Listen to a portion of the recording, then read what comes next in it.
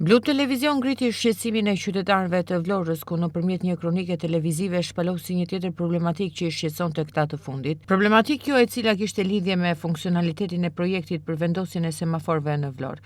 Siç u raportua nga qytetarët, përgjatë aksit transballkanike ishin lënë të hapura disa vendkalime për këmbësorët, të cilat nuk mbuloheshin me semafor. Vendkalime këtu të kthyer të rrezikshme për shkak se duke pasur dritën jeshile, drejtuesit e automjeteve qarkullonin me shpejtësi dhe në vendet pas semafor kalonin njëkohësisht këmbësorët duke u kthyer në burim aksidenti. Pas raportimit të kësaj situate edhe mediatikisht, një pjesë e këtij problemi tashmë mund të cilësohet i zgjedhur. Mbyllen me anë të barierave vendkalime të cilat përgjatë aksit të transballkanike nuk ishin të mbuluar me semafor.